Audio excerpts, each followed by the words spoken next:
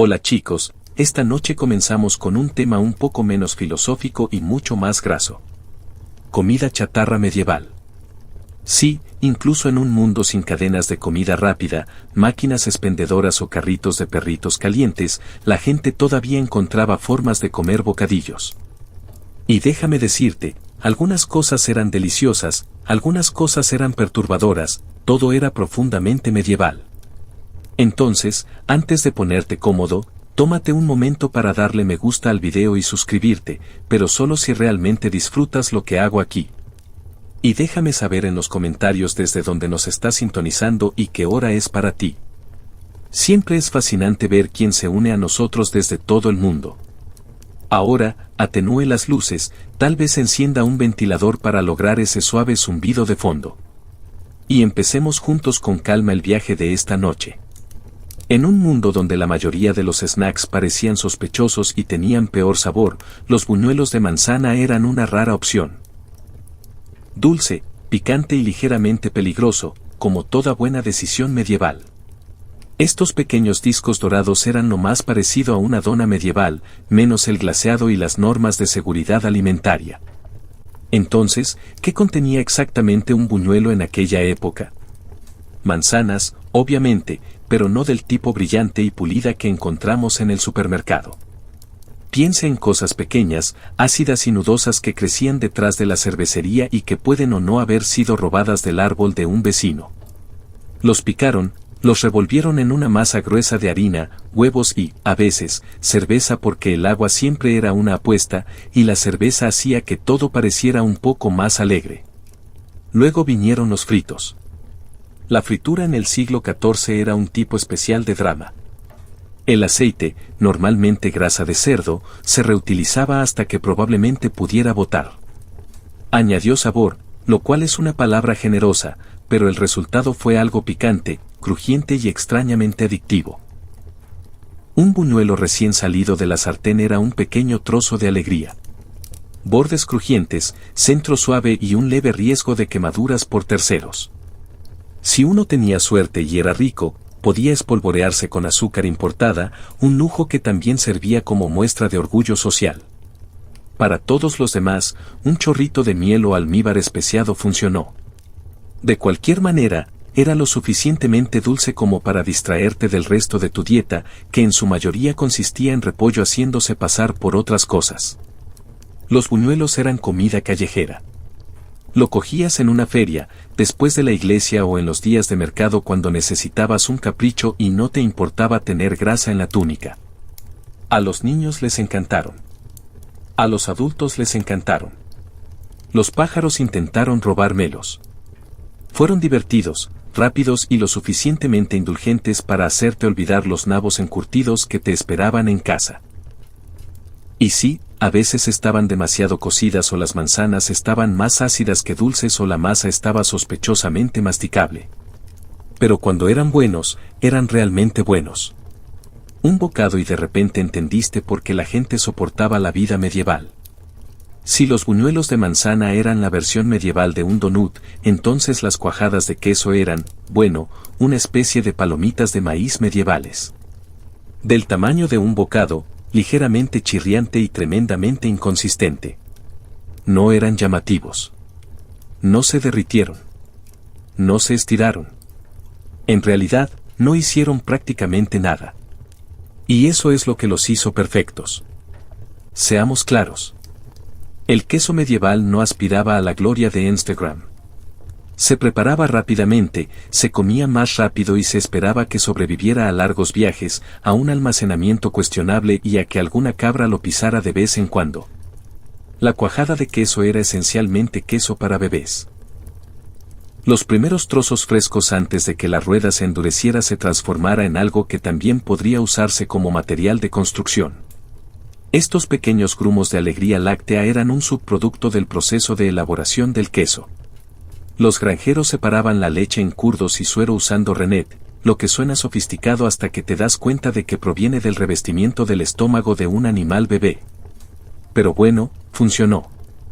La cuajada se prensaba, se salaba ligeramente y listo. Cuajada de queso. A veces eran suaves, a veces gomosas. A veces chirriaban en los dientes como si tuvieran personalidad. Pero eran abundantes, portátiles y extrañamente satisfactorios.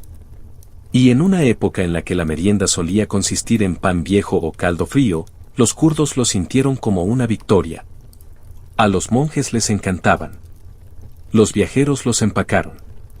Los niños los comían como si fueran caramelos, asumiendo que las vacas habían cooperado esa semana. Podrías freírlos, desmenuzarlos en guisos o simplemente comerlos a puñados mientras finges no oler como el interior de un granero. A diferencia de muchos alimentos medievales, el requesón no requería celebración ni banquete.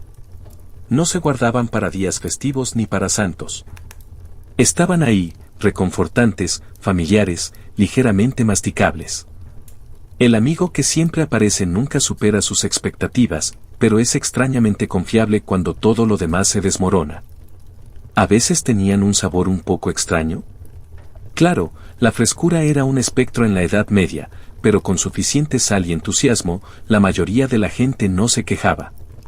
Además, en un mundo sin refrigeración, los estándares naturalmente se ajustan, así que no, las cuajadas de queso no eran glamorosas, pero eran simples, abundantes y lo suficientemente indulgentes como para ser consideradas un capricho. En caso de apuro, también eran excelentes para sobornar a gatos y niños pequeños.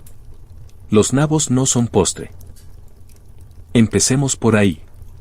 Pero en el mundo medieval, donde el azúcar era caro, las manzanas no siempre estaban en temporada y la desesperación creativa era un grupo alimenticio importante. Alguien en algún lugar miró un nabo y pensó, ¿qué pasaría si esto fuera un pastel? Y así nació el pastel de nabo. Para ser justos, no siempre fue terrible. A veces incluso era bastante bueno. Piense en nabos machacados, ojalá tiernos, mezclados con un poco de huevo, tal vez un poco de miel o frutas secas y el cocinero se sintió generoso, luego horneados dentro de una corteza resistente hecha de harina, agua y ambición. El resultado, sorprendentemente comestible. En el mejor de los casos, era cálido, un poco dulce y tenía esa vibra vagamente reconfortante de pudín de carnes y vegetales de raíz. En el peor de los casos, sabía como si alguien hubiera confundido el alimento para ganado con un ingrediente para hornear y simplemente lo hubiera usado. Las empanadas de nabo eran populares por dos razones principales. Los nabos eran baratos y la masa de la tarta podía ocultar multitud de pecados. Ya fueran nabos demasiado maduros, poco cocidos o sospechosamente amargos, una vez horneados en un pastel y agregados un chorrito de miel, se convertían en una cocina campesina con aspiraciones. ¿Era tarta de queso? No, pero lo intentó. Y en la Europa medieval, el esfuerzo contaba mucho. Estos pasteles se pueden encontrar en ferias, mesas de fiesta y en monasterios especialmente entusiastas donde los monjes tenían demasiado tiempo y muchas verduras de raíz adicionales. Algunas recetas añadían especias, nuez moscada si la abadía era rica, pimienta si la cocción era caótica. De vez en cuando aparecían pasas, lo que solo confundía aún más a la gente. Los nobles no comían pastel de nabo a menos que estuvieran durmiendo por diversión o fingiendo relacionarse con la gente común por razones políticas.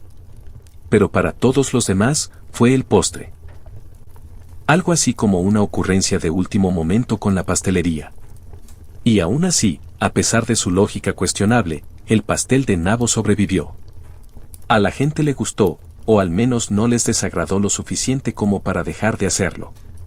Era barato, abundante y ligeramente dulce, lo que para una comida medieval lo hacía básicamente revolucionario. Si el mundo medieval tenía un alimento reconfortante, era la empanada de carne, un pastel para comer con la mano relleno de carne sazonada, metido en una corteza doblada y horneado hasta que estaba dorado o ligeramente quemado. Básicamente, una bolsa caliente medieval, sin microondas y con una auténtica sensación de peligro. La belleza de la empanada era su portabilidad. Se podía comer en el camino, en el campo o mientras se presenciaba una ejecución pública, según las necesidades del día. Envuelto en una gruesa masa de hojaldre, se mantenía caliente durante un rato y protegía el contenido de la suciedad, las ratas y el ocasional estornudo de los campesinos. Pero hablemos de ese relleno. Carne en este caso era un término flexible. Si vivías cerca de una mansión o de una finca de caza, podrías conseguir carne de cerdo, cordero o venado. Carne realmente reconocible.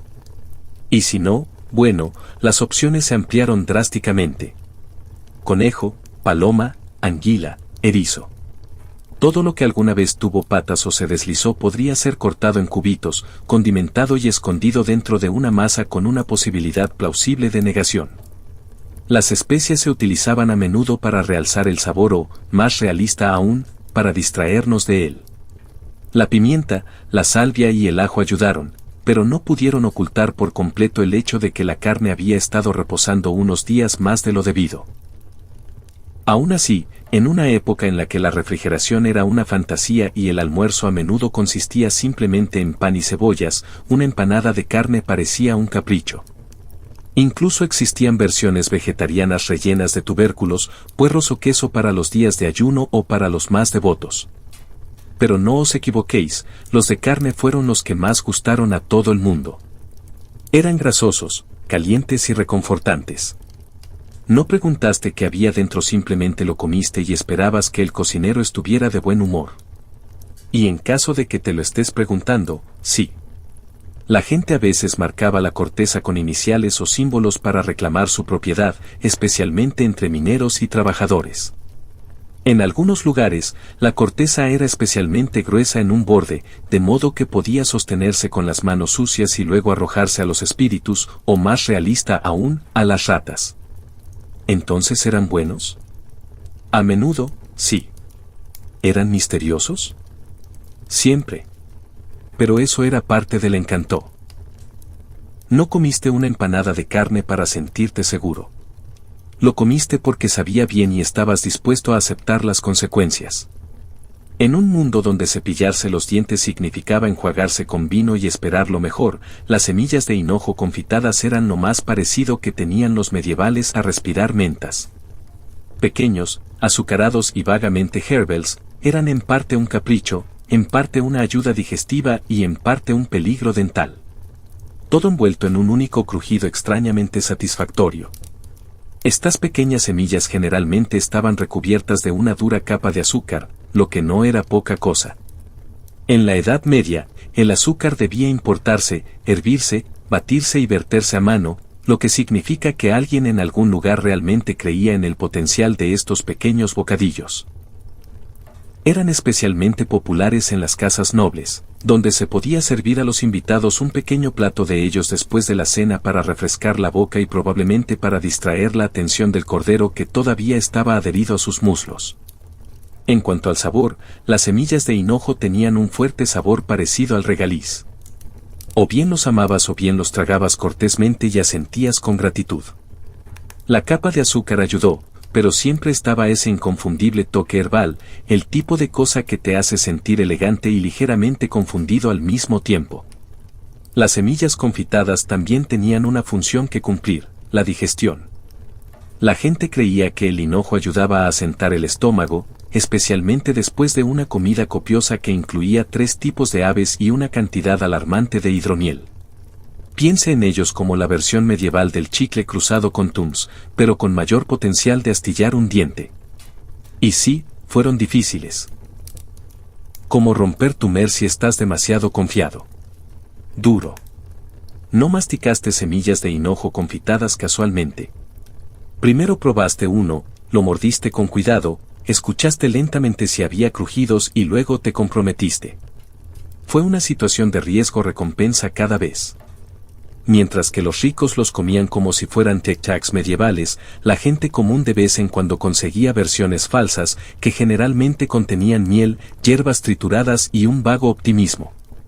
No es exactamente lo mismo, pero es suficientemente bueno para fingir. En la gran variedad de comida chatarra medieval, las semillas de hinojo confitadas eran pequeñas, pero poderosas. No llenaban el estómago, pero dejaban un agradable sabor en la boca y daban la ilusión de refinamiento. Incluso si estabas cubierto de barro y todavía tenías grasa de ganso en tu túnica. Si los postres medievales tuvieron un hijo de oro, ese fue el pastel de miel. Dulce, denso y propenso a pegarse a todo excepto a tus expectativas. Los pasteles de miel fueron el resultado de la ambición de los panaderos y el azúcar todavía se guardaba en el tesoro de un castillo. La miel era el edulcorante del pueblo.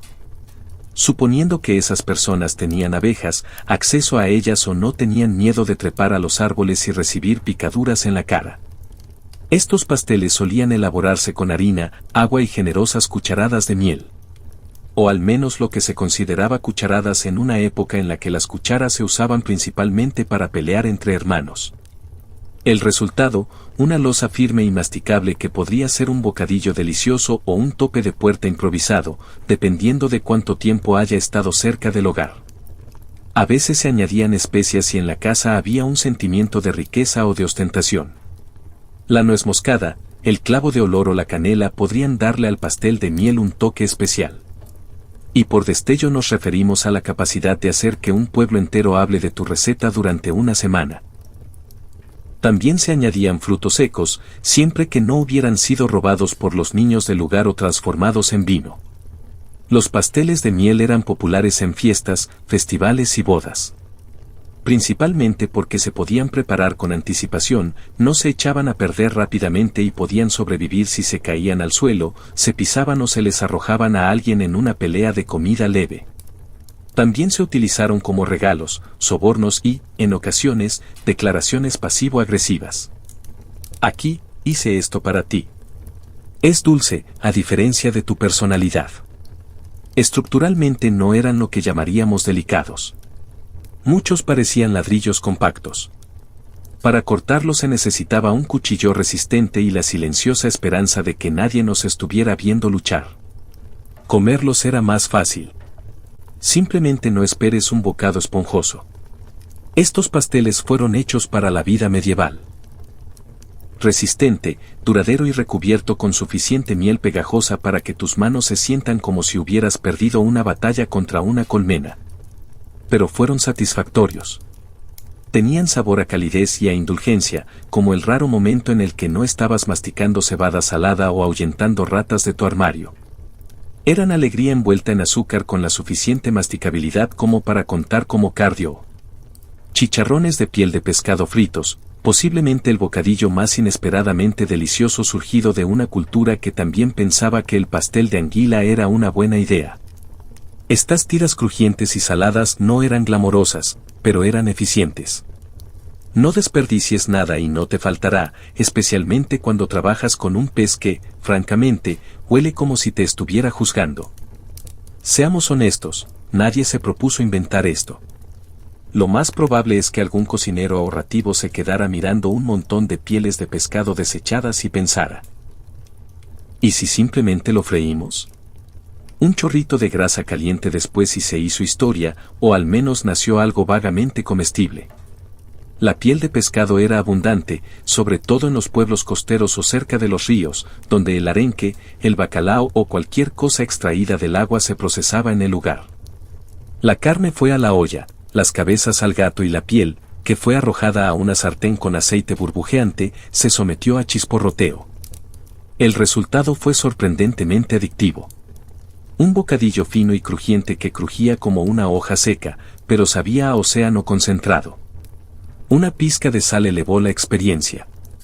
Un toque de ajo o hierbas. Bueno, ahora estabas coqueteando con la excelencia culinaria. Estos chicharrones no solo eran sabrosos. Eran prácticos, ligeros, no perecederos y con un alto contenido en grasas.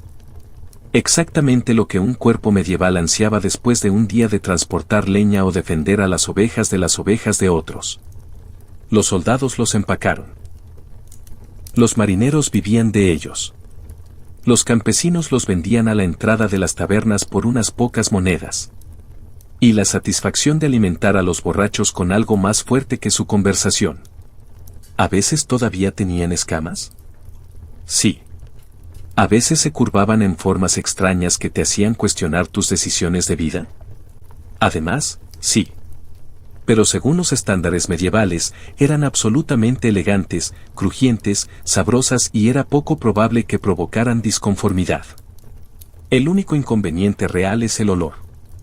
Estas cosas podrían anunciar su presencia desde 3 chozas de distancia. Si fríes una tanda de comida en el interior de tu casa, esta olerá a ropa sucia de Poseidón durante una semana entera. Pero te lo perdonarían porque tenían buen sabor. Cuando la vida te daba pan duro y cerveza caliente, no llorabas. Preparaste el aperitivo más medieval imaginable. Pan remojado en cerveza. Conocida también como sops o tostada de trinchera, esta humilde creación fue la comida reconfortante original. Piensa en tostadas francesas, pero sin huevos, azúcar, canela ni alegría. Así es como funcionó. Tomaste el pan de ayer, de ese tipo que también puede usarse como material de construcción, y lo sumergiste en un tazón de cerveza. Una cerveza artesanal sin pretensiones, con notas cítricas y un final lupulado. No, se trataba de una cerveza medieval plana y con bajo contenido alcohólico, elaborada en una habitación llena de humo y con los estándares de higiene de una lechuza. El pan absorbió la cerveza como una esponja con problemas de confianza. Se ablandó, se hinchó y se transformó de un bocado fácil a algo vagamente comestible. ¿Estuvo sabroso bajo la luz adecuada, con buen humor y bajas expectativas? Sí, más o menos. Era cálido, tenía sabor a pan y tenía el suave amargor del grano fermentado, lo que quiere decir que no ofendía activamente el paladar. Este refrigerio era especialmente popular entre la clase trabajadora, gente que no tenía tiempo para varios platos o cubiertos, pero aún así necesitaba calorías que no se defendieran. El pan empapado en cerveza era rápido, abundante y lo suficientemente desordenado como para sentirse como un verdadero descanso de las tareas diarias. A veces la gente añadía extras, una pizca de hierbas, un poco de queso o un huevo frito si la gallina se sentía generosa esa mañana. En los días festivos, incluso se podían conseguir jabones empapados en cerveza especiada, lo que básicamente significaba que el cocinero encontró una viruta de nuez moscada en algún lugar y se inspiró. Y como muchos platos medievales, este tenía un doble propósito. No era solo comida, también era una manera de aprovechar los ingredientes. ¿El pan está demasiado duro para masticarlo? Simplemente remojarlo. La cerveza empieza a dar vueltas. Viértelo sobre el pan y finge que es intencional. Los residuos eran para aficionados. El único inconveniente es que no viajó bien. Una vez remojado, el pan se transforma en una especie de cubo de avena blando. Cómelo rápido o corres el riesgo de acabar con una esponja blanda en tu plato y una metáfora alimentaria milenaria de la decepción. Aún así, para una tarde fría junto al fuego, nada mejor que una rebanada de pan de centeno y un momento de paz. Si alguna vez has mirado una rebanada de pan y has pensado que estaría mejor sumergida en alcohol, felicitaciones. Usted y la clase alta medieval tenéis algo en común. Los tragos con vino eran uno de los aperitivos más refinados y, a la vez, extrañamente específicos de la Edad Media. Un postre técnicamente o quizás una experiencia. El concepto era simple. Tome pan, idealmente tostado, o al menos no completamente duro, y mójelo en vino. No cualquier vino, por supuesto, normalmente un vino mohoso, endulzado o especiado, algo cálido, fragante y que apenas oculta el hecho de que había estado en una jarra de barro desde la última cosecha. Una vez que el pan estaba suficientemente empapado, se servía como un manjar suave y comestible. Los nobles lo llamaban elegante. Todos los demás se preguntaron en silencio si al cocinero se le habían acabado las ideas. Esto no era comida para comer con los dedos. Era el tipo de plato que comías con cuchara muy lentamente mientras fingías estar interesado en la música del botín. Aparecía en banquetes, festines nocturnos y ese tipo de cenas incómodas en las que nadie quería hablar de política. En lugar de eso, pasaron tostadas empapadas en una copa. Cuando se hacían bien, los jabones con vino eran cálidos, reconfortantes y ligeramente embriagadores, un final suave para una comida pesada. El vino añadió riqueza, el pan dio textura y las especias te hicieron sentir como si fueras parte de algo más elegante de lo que era. Cuando estaba mal hecho, era pan mojado en un bol.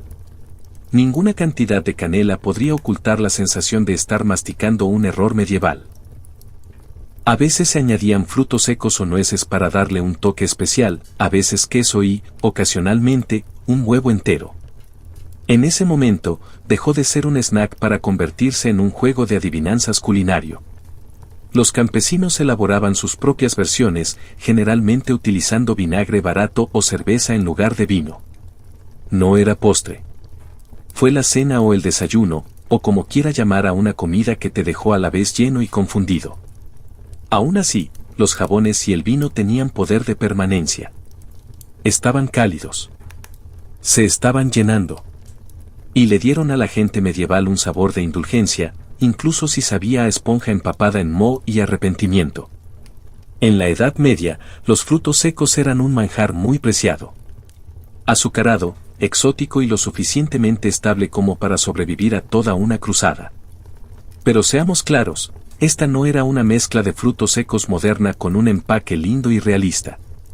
Los frutos secos medievales tenían una única función: durar.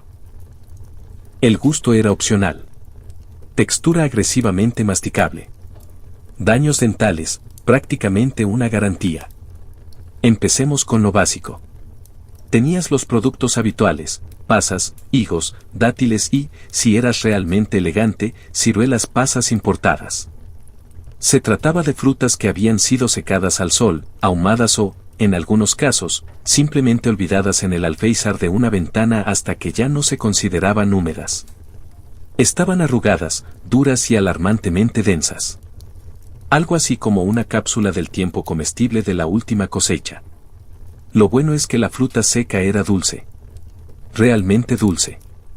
Los azúcares concentrados convirtieron estas pequeñas cosas arrugadas en dulces medievales. Los nobles los amaban. Los monjes los acumulaban. Y los niños los trataban como si fueran un botín raro de la cocina. ¿La desventaja? Masticarlos era como luchar contra los propios músculos de la mandíbula. Los higos venían con semillas que también servían como hilo dental medieval. Las fechas eran lo suficientemente pegajosas como para pegar sus meros juntos. Pasas atrapadas en los dientes durante horas. No existía eso de picar algo en silencio.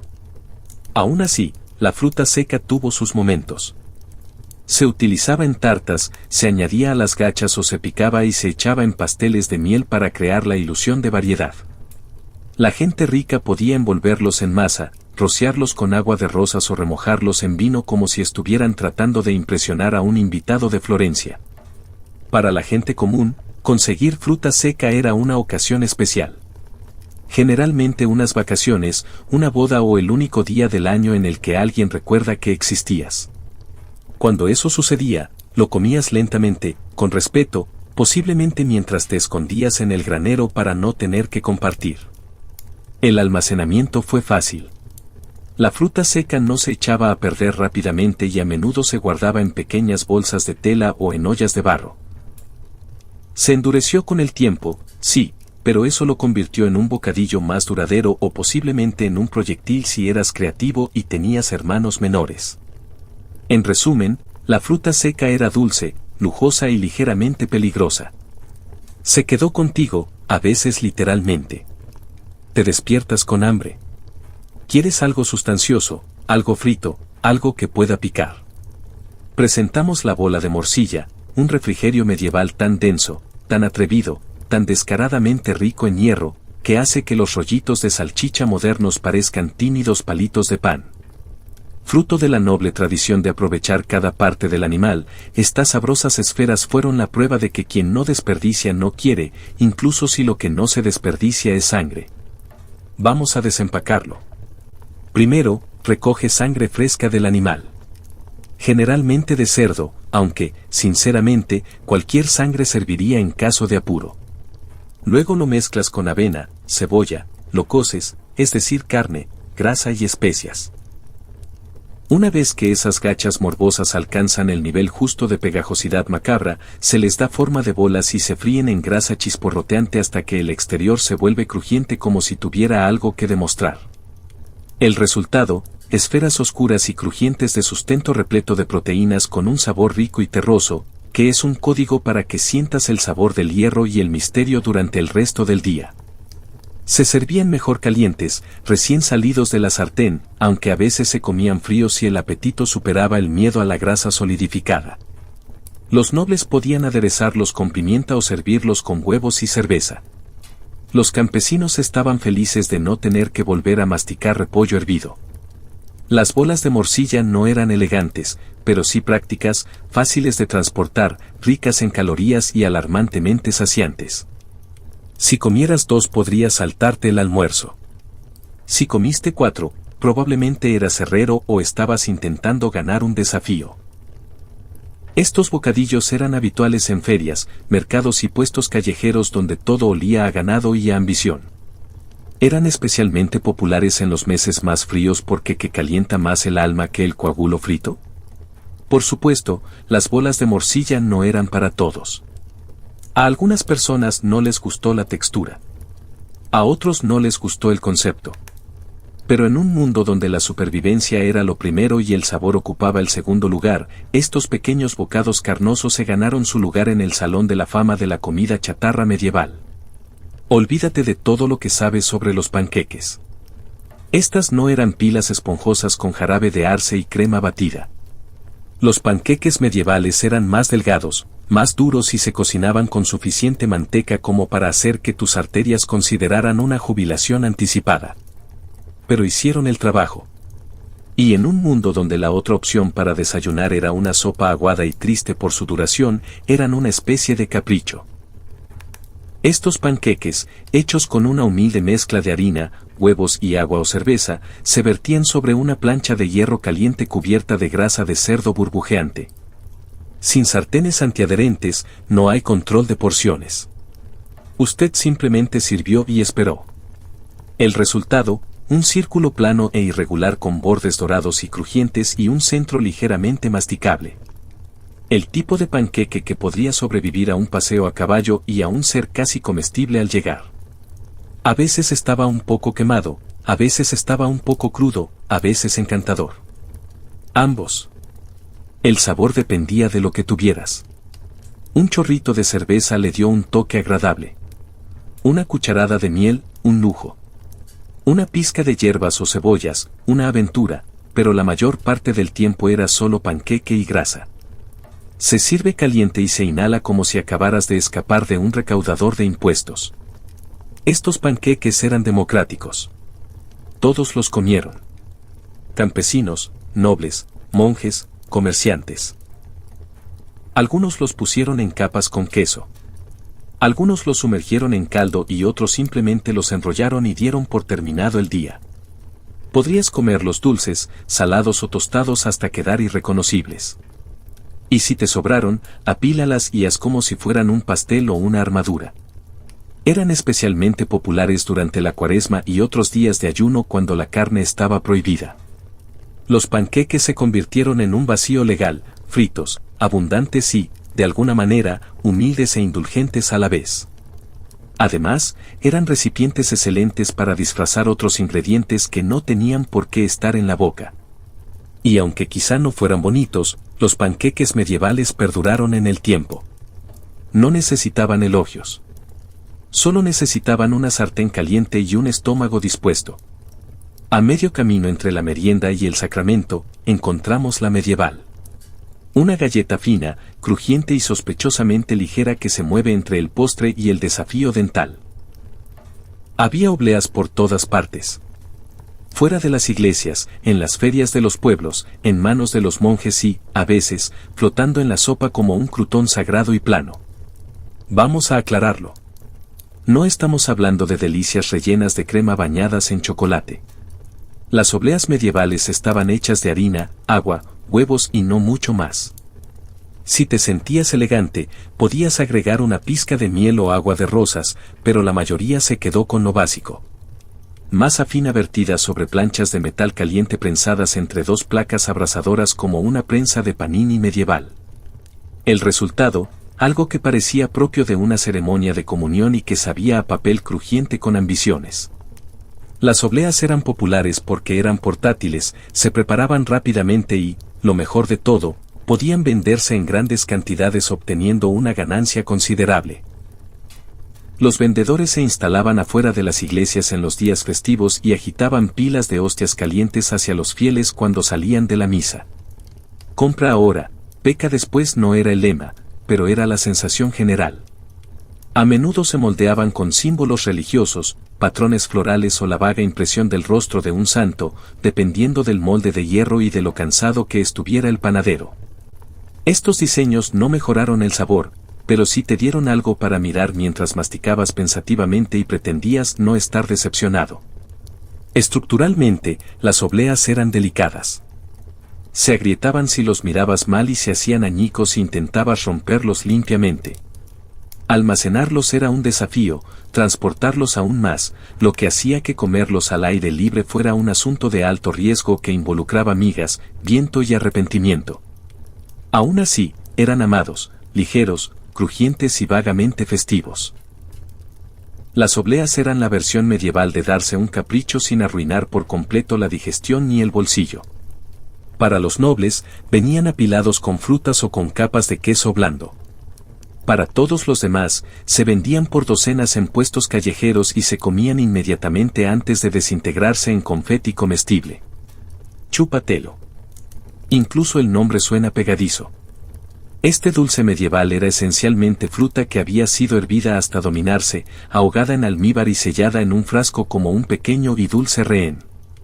Piense en naranjas confitadas, dátiles o jengibre cubiertos con suficiente azúcar como para provocarle un hormigueo en los dientes y que su conciencia le susurre, no debería comer esto. Pero lo hiciste, porque era delicioso y probablemente importado, y además no tenías mucho más. Qué lástima que no fuera para el campesino común y corriente masticar su séptima cebolla de la semana. No, esto era un refrigerio de élite, el tipo de capricho que se servía en los salones nobles o que regalaban los ricos para decir, me gustas, pero no lo suficiente como para darte tierras.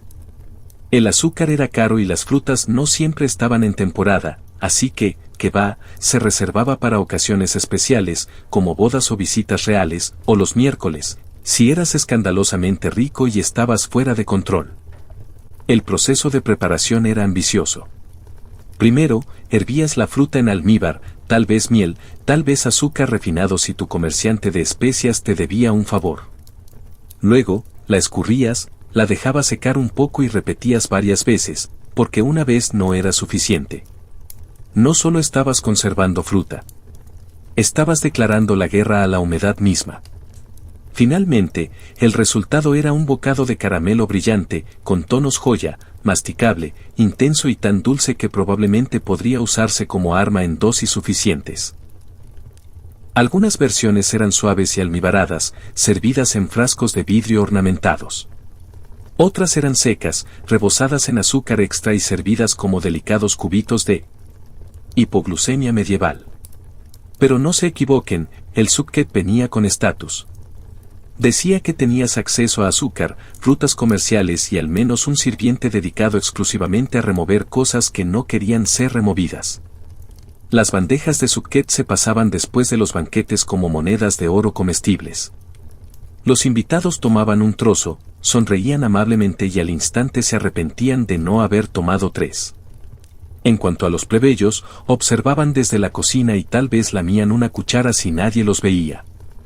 Entonces, ¿valía la pena? Honestamente, sí. El subket era uno de los pocos bocadillos medievales que realmente parecía postre. Era rico, refinado y lo suficientemente extravagante como para compensar el hecho de que la cena hubiera incluido algo hervido. La anguila frita, el broche de oro de la comida basura medieval. Un plato tan extrañamente querido, ¿qué pasó de los hogares campesinos a los banquetes reales sin detenerse ni una vez a preguntar, espera, ¿de verdad soy la mejor opción? Sí. Sí, lo era. La anguila estaba por todas partes en la Europa medieval. Ríos y arroyos prácticamente se retorcían eran fáciles de pescar, baratas de cocinar, y fritas, sorprendentemente crujientes, resbaladizas crudas, más huesudas de lo esperado y con la forma del villano de una historia de terror sobre peces, la anguila se comía a montones. ¿Por qué? Porque era sabrosa y, lo más importante, no eran nabos.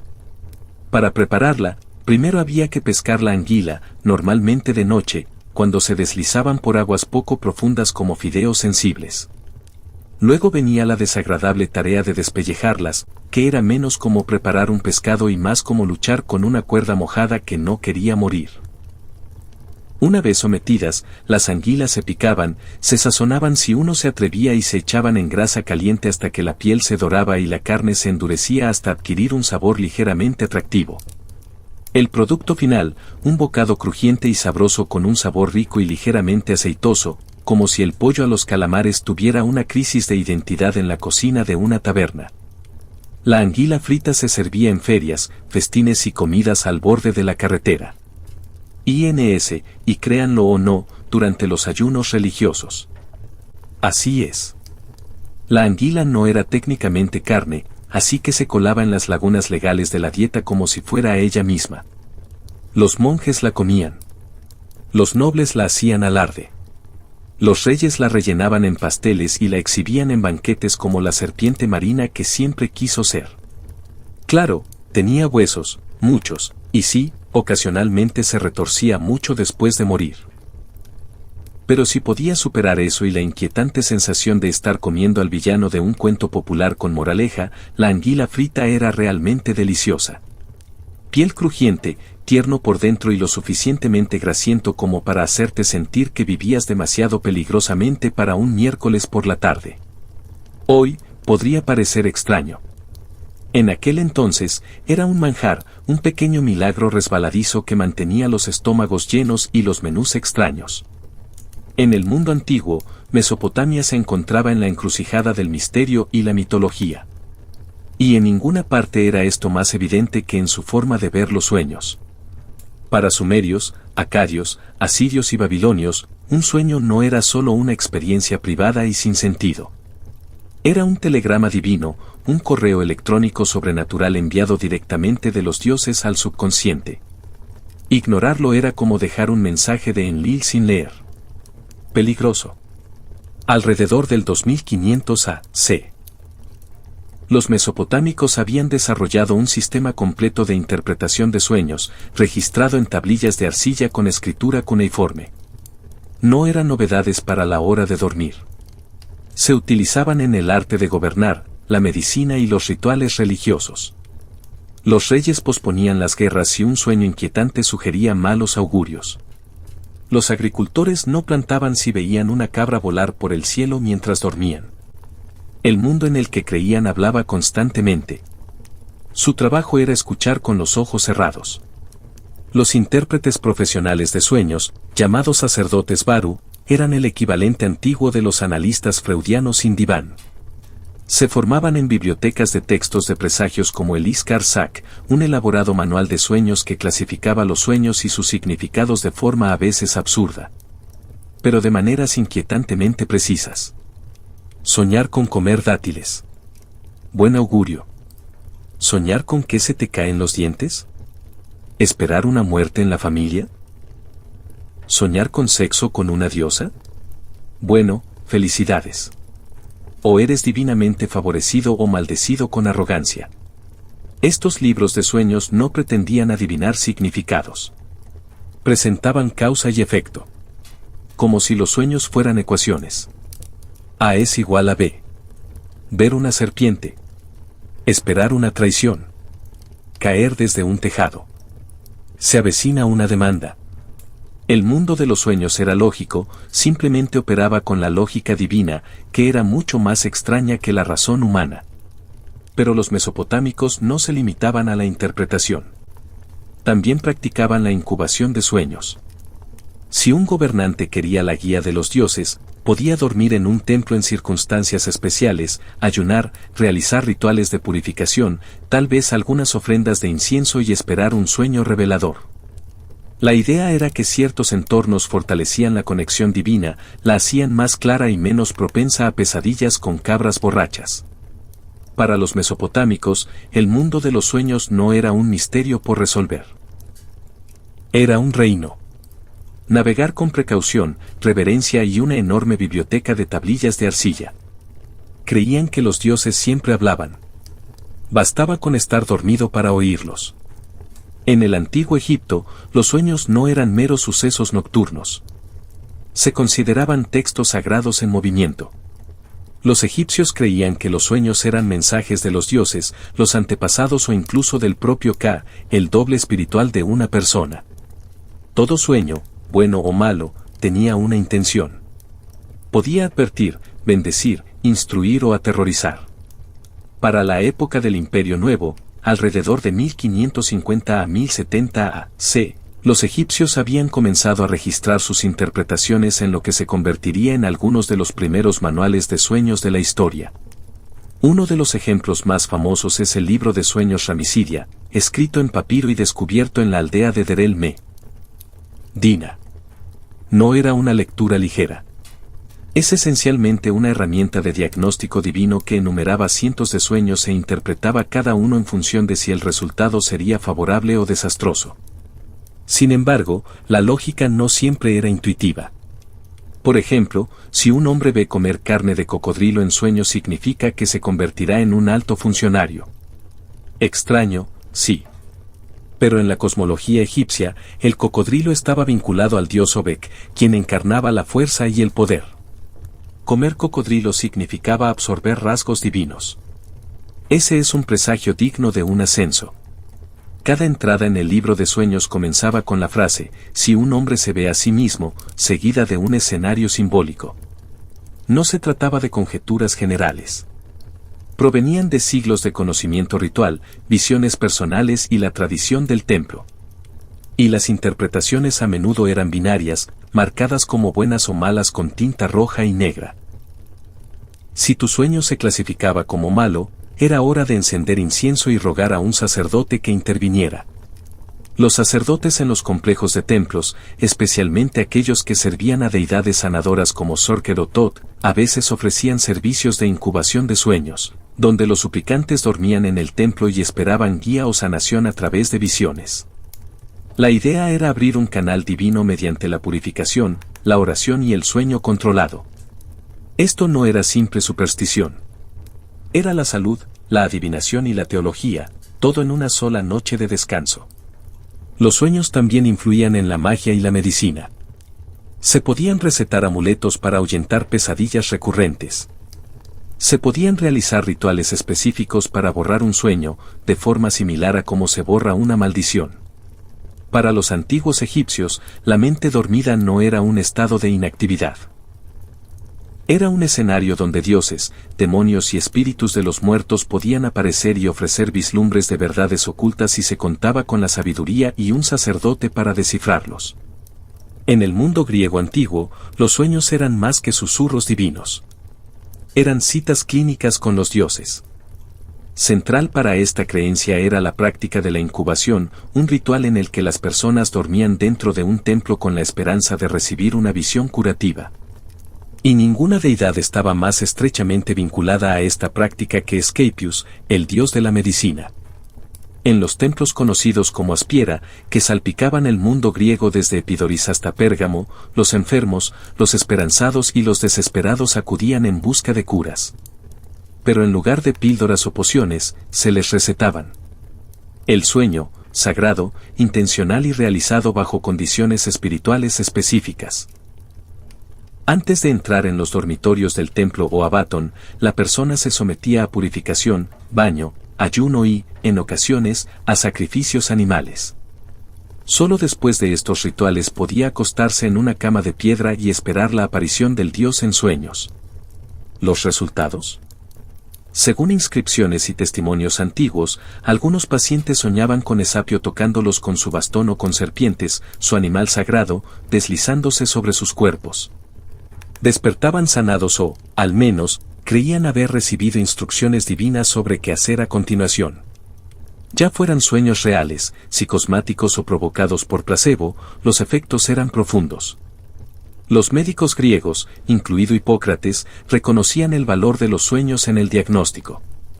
No los descartaban como absurdos. De hecho, creían que el cuerpo podía revelar su estado mediante visiones simbólicas. Soñar con agua fluyendo podía sugerir problemas renales. Soñar con ser aplastado podía indicar una dolencia en el pecho. En los textos hipocráticos, los sueños se solían clasificar como naturales o divinos. Los sueños naturales eran causados por la dieta, la digestión o el estrés emocional. Los divinos, una categoría completamente distinta, mensajes directos de los dioses o del cosmos. Pero no todos los intérpretes de sueños vestían túnicas blancas y portaban pergaminos. Los onerócritos o lectores de sueños eran las verdaderas estrellas de la escena pública. Utilizando manuales de sueños, presagios y una enorme cantidad de ingenio interpretativo, traducían los sueños en advertencias, bendiciones o instrucciones. La más famosa de estas guías fue la Onerosítica, escrita por Artemiódoris de Daldis en el siglo II después de Cristo, un libro que aún se estudia siglos después. En Grecia, el sueño no era solo una experiencia nocturna. Era un puente entre lo mortal y lo divino, el cuerpo y el alma, la enfermedad y la curación. Y con suerte, uno se despertaba con una cura y tal vez con una serpiente enroscada a sus pies. En todo el mundo antiguo, una categoría de sueños tenía más peso que todas las demás, el sueño profético. Estos no eran solo mensajes. Eran advertencias, revelaciones o llamadas a la acción. Para culturas que abarcaban Mesopotamia, Egipto, Grecia y más allá de eso, los sueños proféticos eran transmisiones sagradas de un plano superior, vínculos directos con los dioses, el destino o los misteriosos mecanismos del cosmos. En la antigua tradición hebrea, los sueños proféticos eran un canal reconocido y respetado de comunicación divina. El Antiguo Testamento está repleto de ejemplos. Pensemos en José, hijo de Jacob, quien soñó con una gavilla de trigo inclinándose ante la suya, símbolo de su futuro ascenso al poder. Más tarde, como intérprete de los sueños del faraón en Egipto, predijo 7 años de abundancia seguidos de 7 años de hambruna. Ese sueño de vacas, gordas y flacas, alteró el curso de la economía egipcia. José no solo interpretaba sueños. Se convirtió en un estratega nacional al hacerlo. De igual manera, en Mesopotamia, los reyes a menudo recibían sueños que predecían victoria, desastre o favor divino. El rey asirio Asurbanipal afirmó haber visto a los dioses en sus sueños, guiándolo hacia el éxito en la guerra y el gobierno. Los sueños proféticos se consideraban la confirmación de la legitimidad divina de un gobernante, esencial en un mundo donde la línea entre rey y deidad era muy difusa. Era escaso. Los griegos también reconocieron este potencial profético. Los sueños se categorizaban. Los del subconsciente se llamaban enipnia. Pero los que revelaban la verdad se llamaban oniroi alitinoi. Estos no se tomaban a la ligera. Antes de tomar decisiones importantes, como fundar una ciudad, declarar la guerra o emprender un viaje, los líderes griegos solían consultar los sueños o a personas capacitadas para interpretarlos. Los sueños eran tan venerados que tenían sus propias deidades menores, los onoi, espíritus alados que entraban en la mente del durmiente con mensajes de los dioses. Incluso los romanos, típicamente más pragmáticos, se tomaban en serio los sueños proféticos. Se decía que el emperador Augusto soñaba con la gloria futura, e incluso Nerón consultó a intérpretes de sueños durante su reinado. Quizás no lo suficiente considerando cómo resultó eso. Se dice que el general romano Escipión Aricanis, antes de derrotar a Aníbal, tuvo un sueño de victoria enviado por los espíritus de sus antepasados. En las sociedades antiguas, los sueños proféticos no eran notas secundarias. Eran herramientas de poder, instrumentos de política y evidencia de la selección divina. El destino de las naciones, la salud de los imperios y el auge de las leyendas a menudo comenzaban con algo tan simple como una visión susurrada en la oscuridad. Si bien los templos griegos de escapismo son los más famosos, la incubación de sueños en la antigüedad no era exclusiva de Grecia. En Anatolia, la actual Turquía, la sanación onírica prosperó en una rica mezcla de tradiciones hititas, friyas y, posteriormente, greco-romanas, con templos y lugares sagrados dedicados a facilitar el contacto con las fuerzas divinas a través del sueño. El ejemplo más fascinante proviene del culto a Men, un dios lunar frigio asociado con los ciclos de sanación y, naturalmente, con los sueños. Sus templos a menudo se asentaban en colinas orientadas al cielo nocturno, como si estuvieran posicionados para captar los mensajes lunares transmitidos a los sueños de los suplicantes. Personas que sufrían dolencias físicas, inquietud espiritual o incertidumbre sobre su futuro acudían a estos santuarios para practicar la incubación, un sueño ritual con la esperanza de recibir un sueño curativo o guía. El proceso era similar al que observamos en las prácticas de escapismo, pero la incubación anatolia tenía sus propias particularidades. Los fieles a veces recorrían senderos laberínticos o dormían bajo las tallas celestiales, creyendo que su proximidad a la geometría sagrada concentraba los mensajes divinos. La música, el incienso y los cánticos se usaban a menudo para sintonizar la mente del durmiente con la frecuencia divina. No se trataba de dormir para descansar, sino de dormir como recepción espiritual. Los textos de la región también mencionan sacerdotes de los sueños, especialistas espirituales entrenados para guiar e interpretar estas visiones. Algunos incluso sembraban sueños, sugiriendo imágenes o símbolos antes de dormir para moldear el encuentro. Por ejemplo, alguien que deseaba una visión de su futuro hijo podía dormir con un ídolo de la fertilidad tallado bajo la almohada. Si soñaba con un león, el sacerdote podía declarar que un hijo valiente estaba en camino. Si soñaba con lluvia, una hija bendecida por el crecimiento y la sabiduría. Los registros hititas también hacen referencia a encuentros divinos en sueños, especialmente entre la realeza. Reyes y reinas recibían consejos estratégicos, conocimientos curativos y, en ocasiones, duras advertencias de los dioses mientras dormían. Se dice que un sueño instruyó a una reina a adoptar a una diosa extranjera en su santuario, un ejemplo temprano de diplomacia divina.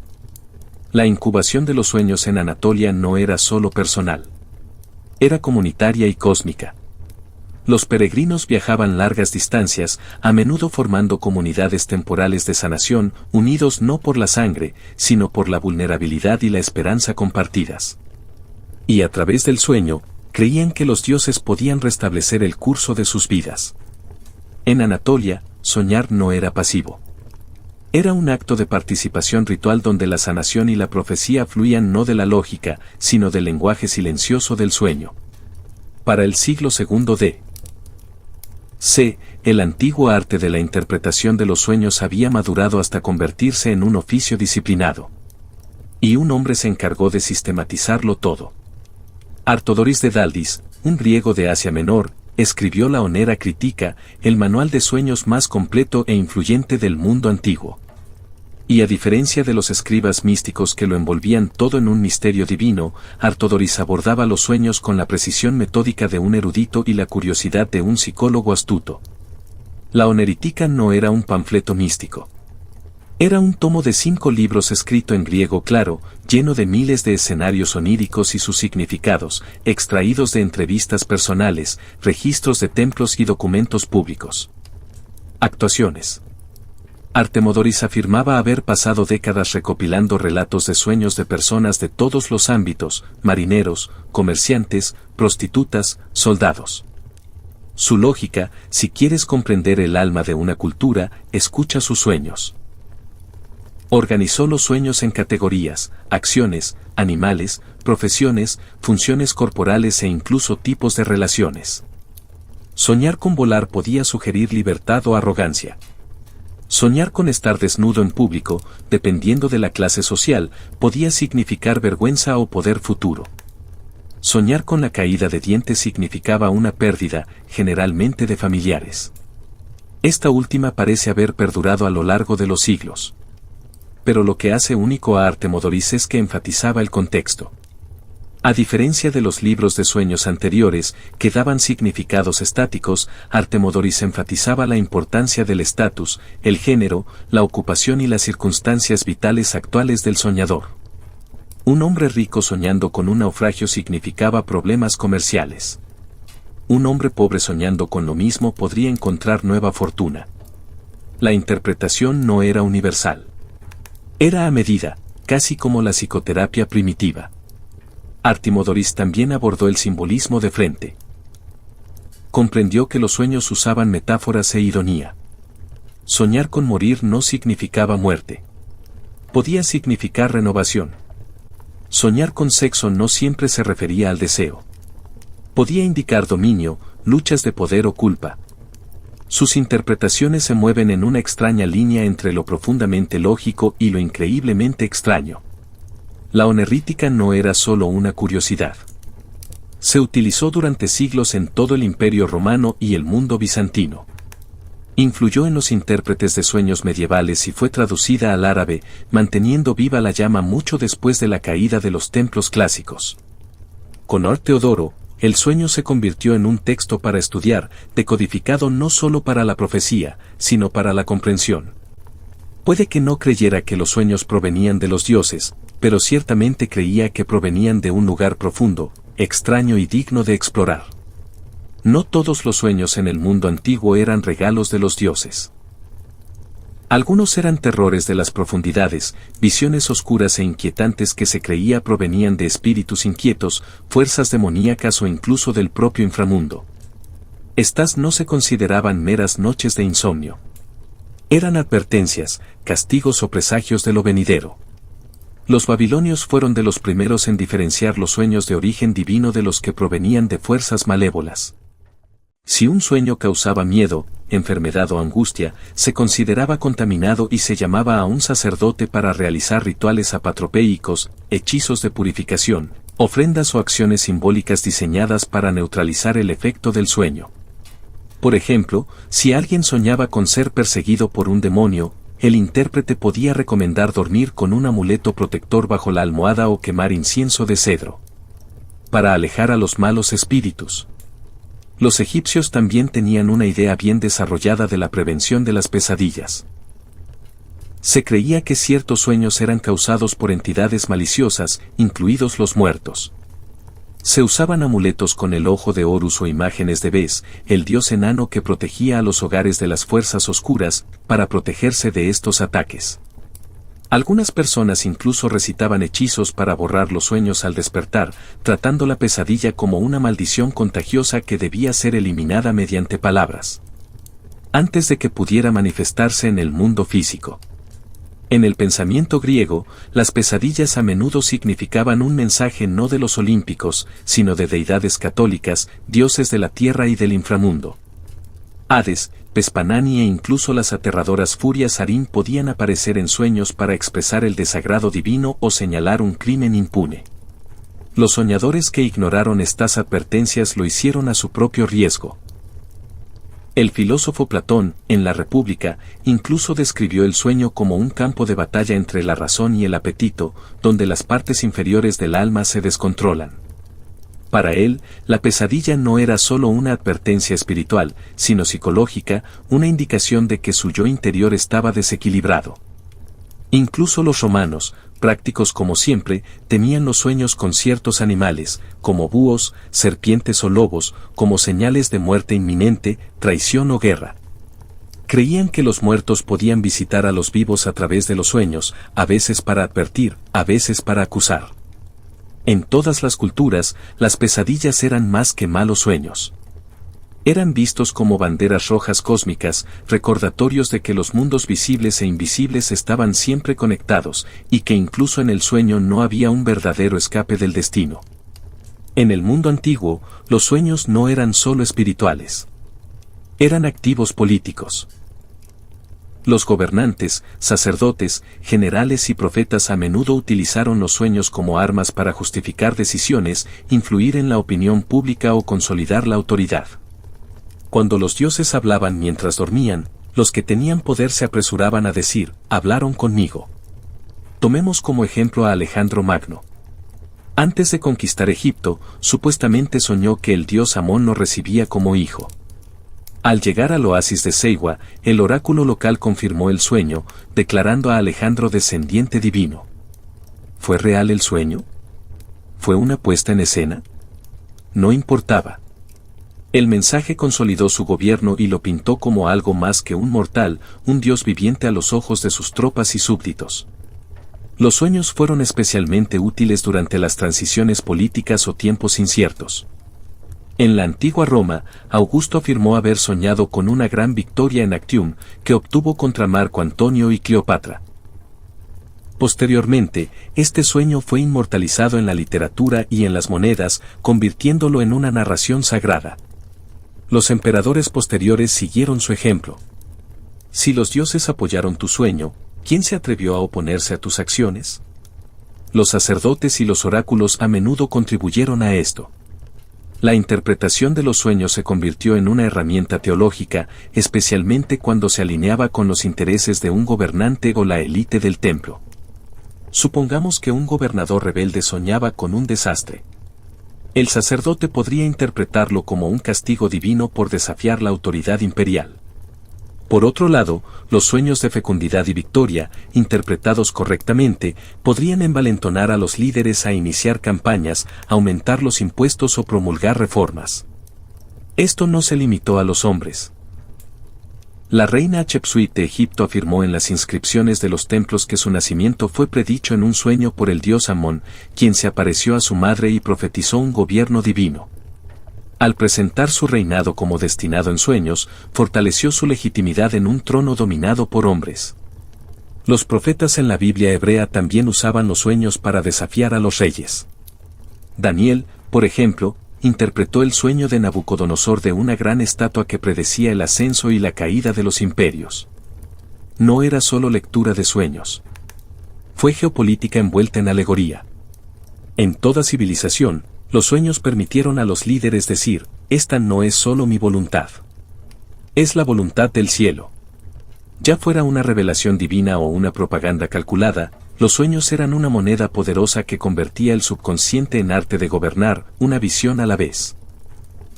Aunque los antiguos templos se han derrumbado y los sacerdotes de los sueños ahora duermen bajo capas de polvo, el legado de la antigua interpretación de los sueños sigue vivo, susurrando a través del tiempo, la ciencia y la psicología. Gran parte de lo que creemos hoy sobre los sueños, nuestra fascinación por el simbolismo, los motivos recurrentes e incluso las pesadillas, tiene raíces en marcos antiguos que intentaban dar sentido a la mente dormida. El mundo medieval heredó estas tradiciones en su totalidad. Los eruditos islámicos tradujeron el Onuro Credeka Abarsas al árabe, refinándolo y ampliándolo. En el misticismo islámico, los sueños llegaron a ser profundamente respetados como medios de guía divina. Mientras tanto, los monjes y teólogos cristianos comenzaron a catalogar los sueños de santos y mártires, visiones que a menudo predecían milagros futuros o justicia divina. La misma estructura se mantuvo. El sueño como portal hacia lo sagrado, los sueños como mensajes velados y los intérpretes como puente entre lo humano y lo divino.